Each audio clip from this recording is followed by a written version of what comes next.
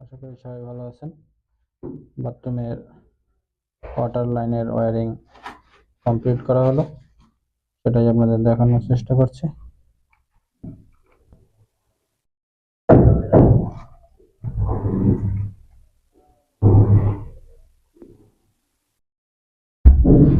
এই যে এখান থেকে বেচিং এর পানি ওইখানে চলে যাবে, আর এখান থেকে এখানে একটা বেচিং হবে।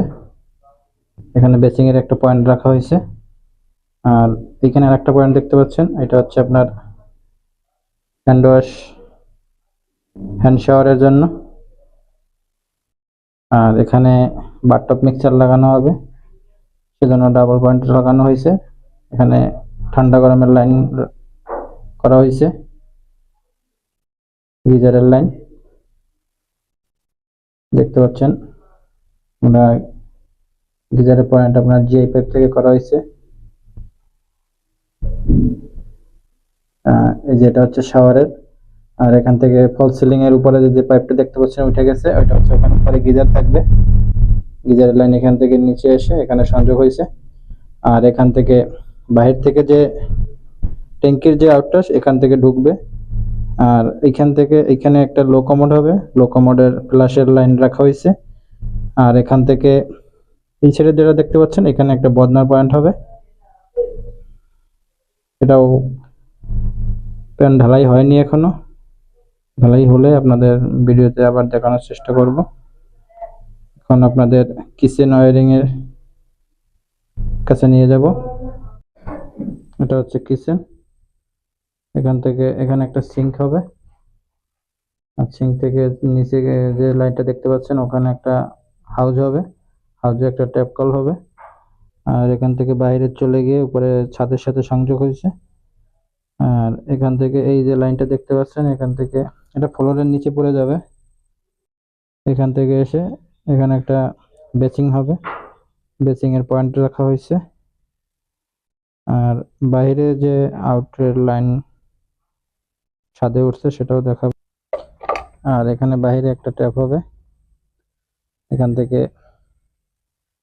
ছাদে সংযোগ হয়েছে দেখতে পাচ্ছেন। আমরা কিচেন এবং টয়লেট পর্যন্ত দিয়ে দিছি, কারণ ওখানে আপনার 4 ইঞ্চি পাইপ হবে, পাইপ থেকে নিচে নেমে যাবে।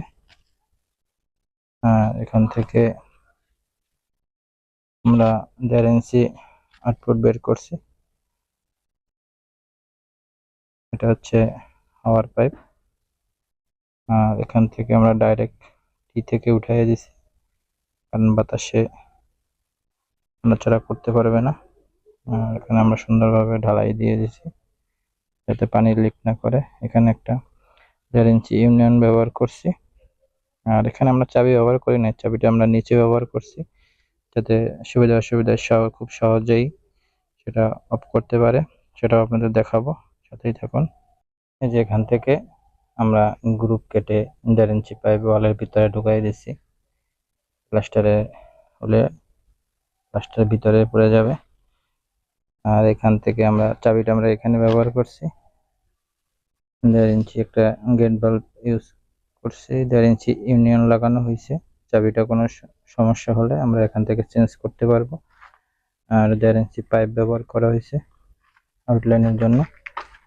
এখানে একটা টি ব্যবহার করে এখান থেকে এখানে একটা পয়েন্ট রাখা হয়েছে যাতে ছাদে পানির প্রয়োজন হলে এখান থেকে ব্যবহার করতে পারবে। আর এখানে আমরা একটা এক্সট্রা লাইন রেখে দিছি, পরবর্তীতে এই সাইডে পানির প্রয়োজন হলে সেটা এখান থেকে লাইন বের করে খুব সহজেই নেওয়া যাবে। আর এখান থেকে চলে গেছে এই সাইডে টয়লেট কিচেন আছে, সেখানে আমরা ছাদে পুরোটাই আপনার 1.5 ইঞ্চি লাইন রেখেছি। এখানে 1.5 ইঞ্চি থেকে 1 ইঞ্চি বের করে একটা লাইন টয়লেটে চলে গেছে, আর একটা কিচেন এবং ডাইনিং এ চলে গেছে।